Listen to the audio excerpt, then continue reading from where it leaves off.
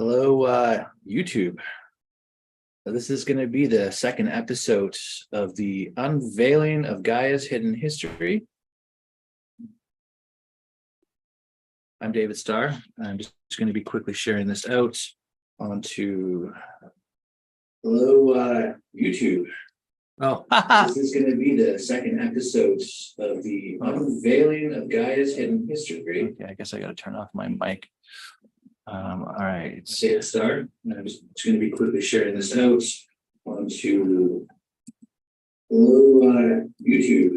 This is going to be the second episode of the unveiling of Gaia's hidden history. That's so funny. Turn off my mic. All right, David Starr. I'm just going to be quickly sharing this out. Okay, we'll close that. There are some serious echoes going on there. All right, so this should be live. Perfect.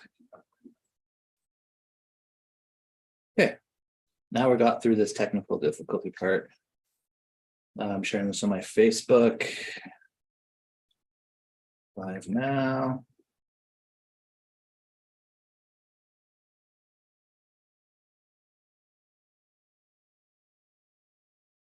Episode 2. All right. So it's really cool what it can do with this series because all of these different, if you want to call it the hidden past of hidden in a consciousness level, it has been coming up through different consciousness expansion journeys I've been on. It's come up through the Akashic records and different one-to-one sessions. And so as I share, I'm sharing things that I've seen in working with many different clients, many amazing light workers and advanced souls, galactics on Earth. And, there may be people who watch us in the future might think like, what is he talking about, galactics on Earth? And essentially, I mean, if you only believe that you've ever had Earth lives, that's fair, I suppose. What I've expanded into and seen is that we've had multi-universal lives, infinity existence. Earth is just one of a million years of possibilities out of billions within all the star systems. And of course, if you believe in reincarnation, it's easy to believe that you could be a galactic, a being who has come to Earth that has had many of these universal lives. And then so it comes to like, so what? So who cares? What does that mean? But essentially, when you start expanding into your consciousness and activating your DNA and your light bodies, your frequency rises. And as your frequency rises, your gifts start coming online. And there's two ways you can get your frequency to rise, but the quickest way is the inner work. And the second way is through consciousness expansion and raising your frequency and going into higher lights. And so those are the two ways. Of course, affirmations help, diet, and there's a lot of things, but primarily it's the inner work that will shift the fastest. And of course, Unlimited Source Being has a course called Embodiment of the Master that is the most amazing vibrational work, a course on the planet by far. It's such a high frequency and it shifts everybody into this extreme amazing frequency. But let's get into this episode, because why I'm talking about it to begin with is because this was all common knowledge back in old Earth's history or past history, however you want to call it. I would prefer to call it just the past times, because then it's not giving like a bias on the masculinity, dominance of creating words, proclaiming the past as his. It's just another thing. that has been changed. And so, because this is what's motivated me to do this series, is because history's been changed. When I had my awakening, my second awakening, when I was 17, I had these galactic beings coming to me and telling me how there's these people, the presidents, the people who are in power, who are controlling. And now we obviously realize the people who are the presidents are only part. There's a much deeper control mechanism of these people who are in power, but they recreated history. They rewrote history books. They just rewrote history completely. And everything was meant to enslave humanity, condition and control, divide and conquer. And so that was like the first thing that these galactics told me. I'm 17 years old. How am I supposed to take that, right? But I took it as truth. Why would these beings beam down in holographic form and start giving me a historic or true history, a true past of events, of things that have happened? And so this is what motivates me to do this series. It's I do it from the happiness of my heart to share out some things, because I feel if I can talk about these different things, they will activate people in a way. People will connect to it, and it'll maybe trigger some past life memories, and it'll help them connect to higher states of love, higher self-worth, higher inner power, anything that is going to be better. Because we are coming out of the time of being divided, controlled, and submitted into coming into our power. And this is what the unlimited source being is about.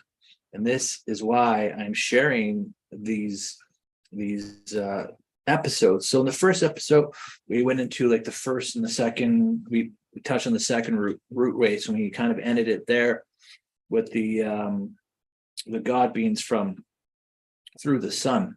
And I'm pretty sure I discussed how they brought over hundreds of Eves through the sun portal. I might not have actually specified that, but this is in fact how they travel. And the God beings have this planet. I mean, I've been calling it Planet X, but I know technically it's not like the Planet X that scientists call. So yeah, I was going to channel the name of it. So we'll get into that in a bit. So I'm going to talk about it because it's so cool. These God beings, who we are essentially parts, we are made. So where they discuss that we're made in the image of God, it is more along the lines that we are made in the image of gods. So there are many gods, and before the earth was even created, these God beings existed, right? Before this whole universe was created, these God beings existed. This is what I have to explain. The Matrix, because they have to, you can, if you are a God being, you can go through in and out of the Matrix. If you're extraterrestrial with a ship, you can go in and out of the Matrix, going through dimensional travel and everything too. But if you don't have the technology, then the only way of getting out of this Matrix is through consciousness expansion. I've been able to do it. I know how to do it, but it's not relevant to this discussion. And but why I'm discussing about it is because the Matrix needs to be explained and why it was created in the first place. Because the Earth was created to be a paradise planet, and it was to be fully embodied of this heaven on Earth. But then the separation from God happened. And I won't get into too much of it, but there was some very powerful dark forces that could materialize themselves into physical beings like gods. They're like dark gods. And they came through and they started destroying a unit going after universal harmonic frequency 2. So if you look at Earth and our universe, and it's existing on a frequency, there are higher frequencies, and when you go up in the higher frequencies, the planets are different, and it's hard to believe, but it's just a fact. Everything is frequency and vibration, and you can go up in vibrations and everything changes. There's literally realities piled on our realities, and people don't even realize that it's happening because they're at higher frequencies. Get into that another time. Why I want to get into the matrix is to discuss why there's a matrix. It ties in the second root race into the third root race, which is your Lemurian timeline. So I'm going to be tying in Lemuria, and I'm going to leave Atlantis for the next one. But we'll discuss up to basically when Atlantis was formed. We'll get right to that point, and that's when we're going to end this episode. So the God planet. Why did they battalion 300 of the most beautiful women who all look the same, who were these God beings, and seeded them to create the third root race of humanity? Now, I got to explain some concepts that people probably haven't heard of here, or maybe some have. I've been talking about it on my Facebook, but this is the first time I'm talking about it on YouTube. So there's these beings. There's these beings who are called the Eternities. And the Eternities, they're like light beings with like blue flame eyes, and they watch over all of the light beings, all of the universes. They don't pick sides.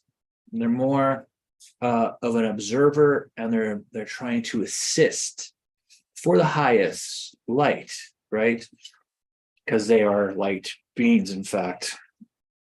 And the Eternities essentially were the first to become physical beings, and create physical type of reality. And it started much of being going from energy to physical to energy to physical, as gods do, and they still do to this day.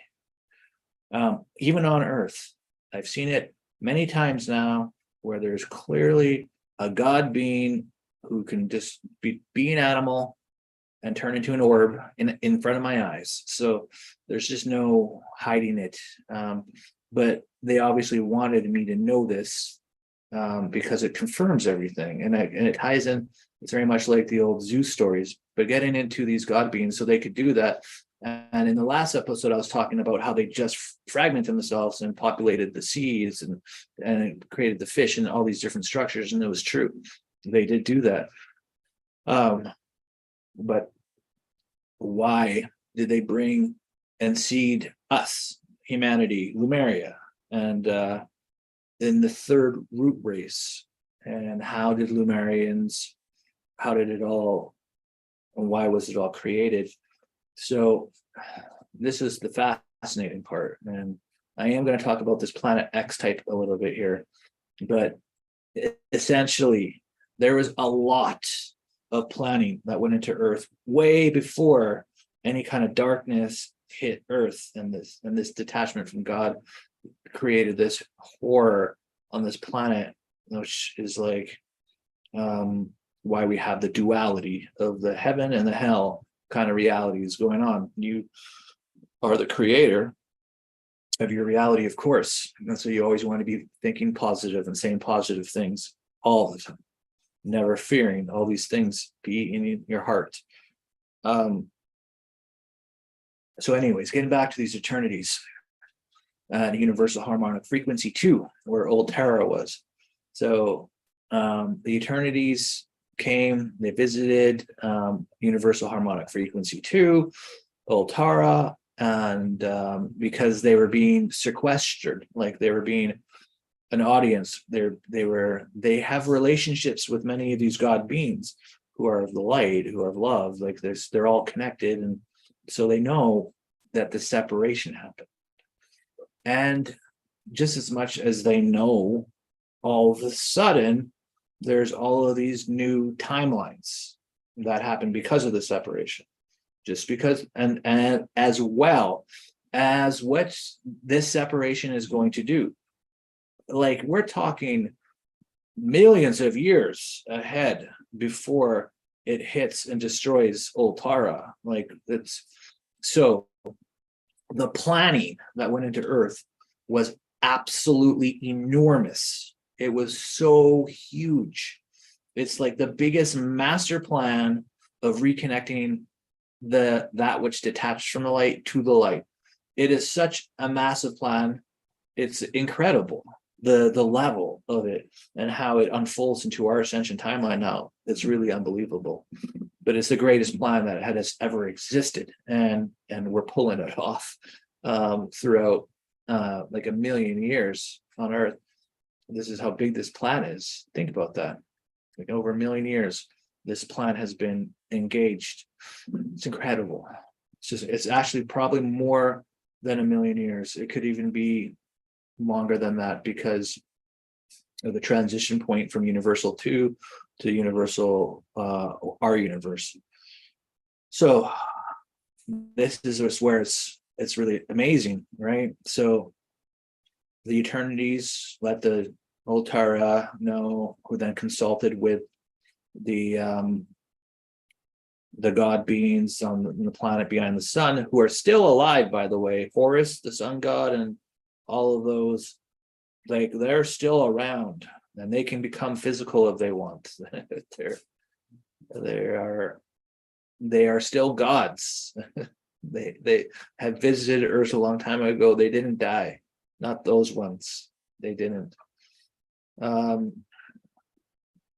Anyways, there might have been like one or two of them that did during the battles, but the thing is, why I'm getting into this is because they had a lot of time to plan, and they had complete awareness of the timelines and what was going to happen. So this is where they get the galactics involved, and the galactics, like the Syrians and the Pleiadians and the Arcturians, and they all come together in this alliance. That's still here to this day, by the way. This alliance still exists for Earth. And this is how beautiful they all are.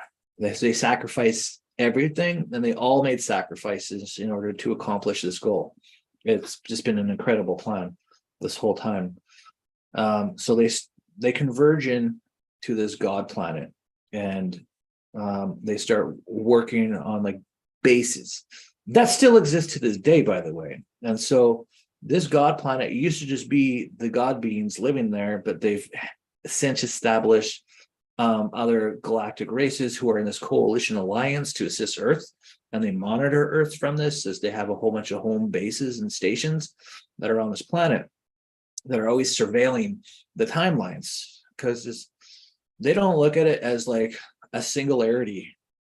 They are viewing every timeline, every dimension, and there's so much has happened on Earth, way more than what is just in our timelines. Just me and you and everybody who's watching this, there's probably going on right now with your choices. Let's just say over the next week, there's probably somewhere in the neighborhood of 50,000 timelines playing out, and based on the different choices that we make goes into the next timeline.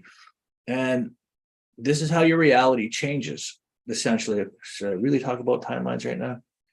I guess so, because I have to explain it, because this is how the God beings and the ETs view it too, right? But when you raise your frequency and your vibration, you hit higher timelines, right? And it unlocks these higher versions of yourself, these higher possibilities, and these higher destinies of your future, right? And so when I unlock more then it unlocks different timelines for you as well, different possibilities. And even me talking to you with my frequency and vibration, it's going to be activating you at a level. People just get activated just by watching me because my frequency has hit such a high level now. And so that creates new possibilities and timelines for you, because it creates more of a connection to your I am core, to your divinity. And so now all of a sudden you have more power because my frequency is helping you out, which leads you into a higher path and a higher destiny. I know it's just incredible how we can positively impact. And there are other people that help me energetically, and we all help each other. We all kind of give each other a little bit. But the higher the frequencies that people push themselves, it helps out big time. So the inner work, if everybody did it, this planet would instantly shift into heart-based reality. So anyways, getting into the timelines, this is what they're looking at.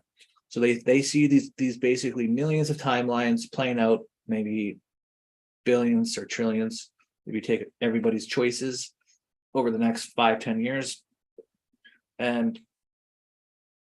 But there's like common things that will happen, like the main events will happen no matter what, based on the combinations of the timelines. And so they can predict pretty well what's going to happen, because people are predictable.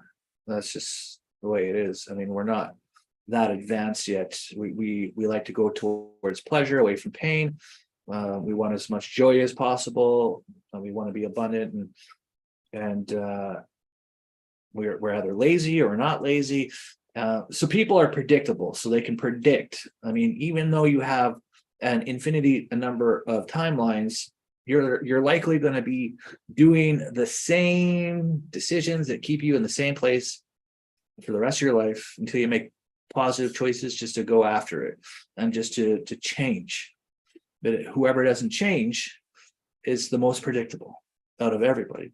And so this is why the guides come in, and this is why we're all here to help each other, because we need to inspire each other. We need to inspire each other to become into unity, to raise our frequencies, to do the inner work, to do the soul work, all these things, to consciousness expand, because all these things create the highest timelines for this for our planet to shift into the peace and the heart-based reality, which is going to be the 5th root race. So we have the Lumerians and the Earth, and so this is how it went down. So now you have these bases established on this planet that's beyond the sun, and it's really cool, because it's not like they have it on Earth where we have these skyscrapers and we build on top. They build within, and they keep, like, mostly there's a few sanctuaries on top, and there are a few planets that have temples and sanctuaries like on top, but it's a holy planet, and they've harnessed the within cities, within places for the galactics, like bases and stuff like that. They fly their ships in and they dock essentially, and they'll have like maybe different little house cubicle things just to have that experience outside the spaceship, because it's nice to feel like you have some kind of a house or home, even though you're working with teams on a planet observing Earth.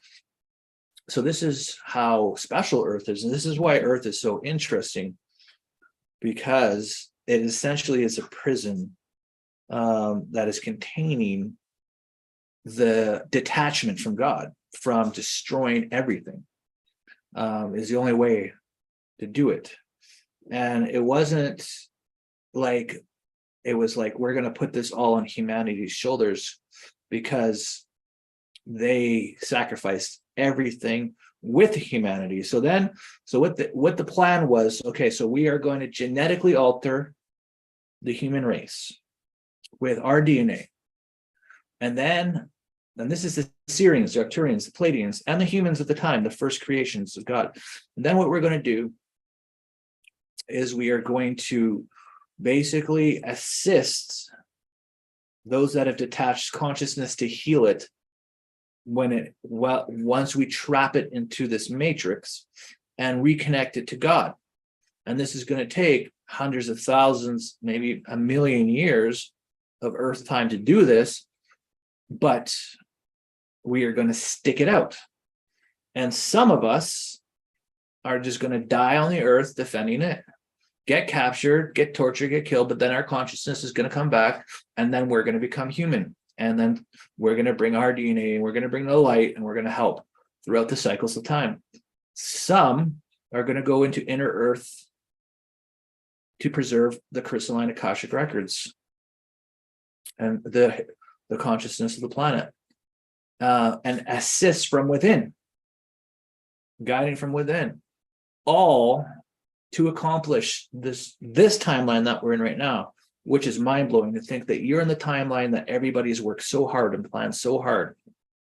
You're in that timeline, the end of it all. How amazing we are to be here in this point. But so this is basically how Lemuria got formed. So it was peaceful in the beginning, and they had the Syrian technology, the Palladian technology. In this time, it was really cool on the Earth. So this is like the development of the pyramids, the development of the different, like in Chichen Itza, it's also pyramids in Shambhala, all of these amazing pyramids everywhere. And the pyramids are anchoring in the higher consciousness light.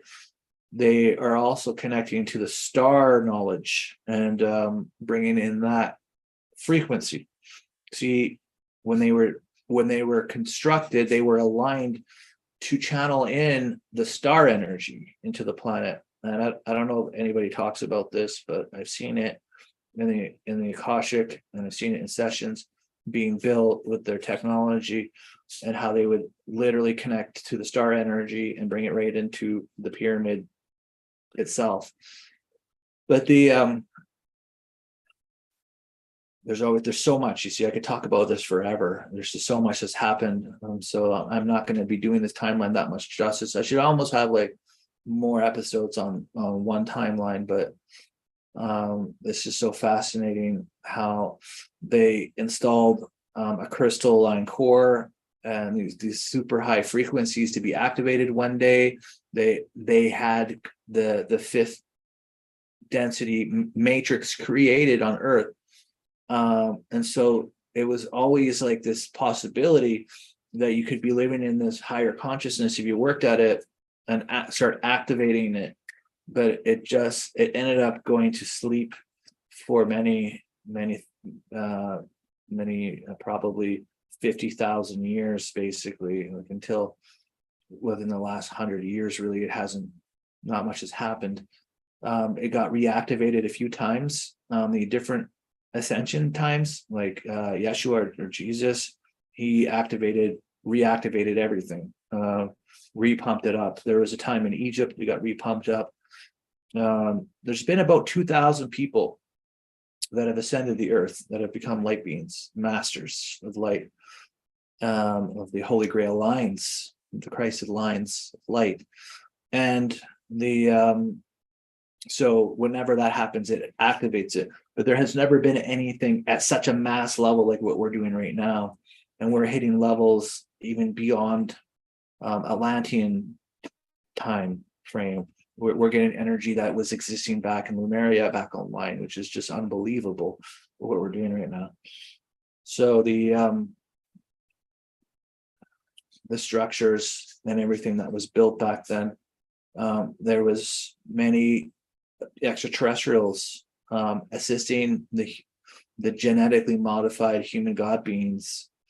And why they genetically modified them to include their DNA was for this purpose, because they knew that by staying in the matrix and defending Earth, which was how Atlantis ended.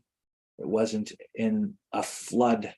Like, there was flooding in different timelines and stuff like that, but it was an invasion and a defense of Earth, and they were taken over by many different ways, dimensionally and physically. Fortunately, it was quite brutal how it ended, but they all knew that this was going to happen, but they also knew that we would be reborn in human form, and we would have our DNA now inside of our human form, and eventually we would activate it and engage ascension timelines, and eventually reconnect everything to God, so the matrix can be unlocked and all of the souls are free, essentially, right? So that's how crazy this plan was. It was so crazy that the Lumerians at one point went into inner Earth, knowing that they were just going to protect the records and help from within, while the Atlanteans knew they weren't going to make it. They had a bit of ego, though, because they had in their mind maybe they could do some things with technology and try to create frequency things, and it's always the mind gets in the way of things, right? So that for some reason there was a few of them out there that would actually believe that the fate of dying was just a timeline, and that they could literally clear the consciousness and realign things with technology, but it's not how it went down. So and this is why it's super fascinating, because you have the God beings at this time, because I'm not talking about the Atlantean time right now, I'm talking about the Lumerian time, with all of this time on their hands to build these pyramids, to build these structures, to build the activation centers, the holy power centers of Gaia, all of these things to prepare for the ascension timeline, right? So everything's prepared for this main event timeline that we're in right now. And the extraterrestrials that were working with the God beings in that time had a different kind of a relationship.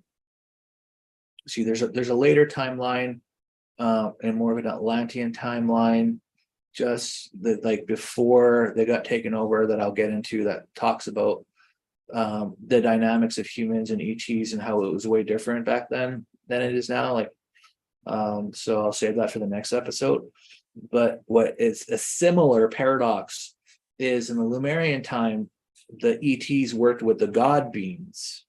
So the God beings literally fly down, because they can just fly down with their wings, and fly down, land right on top of the pyramid, and bring in the language of the gods, and bring that higher consciousness and anchor it into the pyramids. And so they did that. And literally, you'd have the terrestrials building the pyramids, you'd have God beings on top, anchoring in higher consciousness with the ancient tongue and the God codes with the actual energy from heaven, basically, and shooting it into the temples. So that was pretty amazing. And that's the reality. And everything was to prepare for this time that we're in now, which is incredible. And so, like, Lemuria was a time of the greatest technology on Earth. Unfortunately, before the invasion and before they closed the matrix and before they sucked in that of which detached from God into this prison, they the high councils and the royal families had to leave the planet to assist from outside of the matrix. It was the only way. And basically everybody who stayed are the true warriors, because they knew that eventually their lives were going to be lost, and it wasn't going to be lost nicely. And they knew that they'd reincarnate and they would assist through the cycles and eventually reconnect everything to God, like we're doing in this timeline that we're in. This is why I say galactics on Earth, because many of you, especially the people that know me, are ones who, with myself, decided to stay and to hold the lines and to preserve the knowledge, and to be here so that we can remember the ancient ways, retell the ancient stories, reactivate all of the higher consciousness, and trigger the ascension timelines in this master plan while we heal this planet, heal all the consciousness by shifting it within ourselves, by clearing the land, doing grid work, all of these ancient things that we knew that we would be remembering and doing and activating with each other at the time that we're in now. So you can see how poetic this plan is. You can see how amazing we are, that it has been planned for a million years before the Earth was taken over, before the Matrix was instated, before everything got trapped in here. And why it got trapped in here is because the detached literally was like a suction force that nobody could stop. It was eating stars, planets. It was destroying everything, like this big black force with fleets of density beings that it created within itself as the ones who had invaded Earth. And so it had to be contained. There was no other way to do it. And the universe put the strongest beings together, God beings, the highest races of extraterrestrial, and packaged them all together. And we all jumped in the jar. And we're like, otherwise it's all over. Otherwise, existence as we know it for everything would be all done, finished, completely over. We wouldn't exist. Nothing would exist. This was the only way to do it. So that's what we did. And this is how it all ended, is they were able to figure out a way to suck it all in to this technology and release this density over time. So this density could, it created plagues, it was like the Holocaust, like all of these dark ages came from this density, and then it would be born into human form, and a lot of it would do these things that are not of the light, but it would eventually, something would love it, and it would turn, its heart would change, and it would start connecting back into the light. And over time, more and more, we got connected back to the light. And some of the terrestrials, the ones who are people would call like reptilians or whatever, would be still that reptilians and everything like that when they're born, because like they're kind of, their consciousness sort of sticks together a little bit, because they're breeding still, right? When the Lyrans and the Pleiadians and them got slaughtered on the planet, there wasn't any more like Lyrans and Pleiadians breeding on the planet. So the consciousness that had no choice but to be born into the human form, where the genes are, right? The genes. So this is why the human gene is so much sought after, and this is why that there's still powers that be that have been trying to alter the genes to be reptilian DNA, to keep that so they can host their consciousness over and over. And but it's all been cleared to the point where it's the evolution now of the consciousness as an entirety. So the separation game is over, and the unification of the light in all of the hearts is what we're basically concluding here on the planet at this moment. And so I am completely confident that our mission is successful. But it hasn't been easy, but it's amazing. And everybody's resilient for sticking it in there and for deciding to sacrifice. And like a million years, how many lifetimes is that? So many. And to assist everything to reconnect back. And so that this is the master part of the plan. When everything shifts and everything is connected, then this threat that was out to destroy everything is no longer a thing, which is amazing. It's completely mission accomplished. And so that we can enjoy peace across all of the universes. This isn't just an ascension where all the universes are ascending. This will be the first time that there will be a total peace in the collective consciousness of the all. That's how big this is. It's huge. And here we are. So I'm going to close it out here, and this will be the end of, I do this every couple of weeks. And then on the next episodes of the Revealing the Past, or of the hidden consciousness of Gaia, we're going to be talking about the Atlantean timeline and what was going on there. Some very interesting things. It's truly remarkable. Like people just think about crystal cities, but it's way more than that. There's so much happening, and I'm going to talk about it. So we'll see you in a couple weeks. Hope you guys enjoyed this. David Starr, Power to the Heart, Let There Be Light. We'll see you guys in the very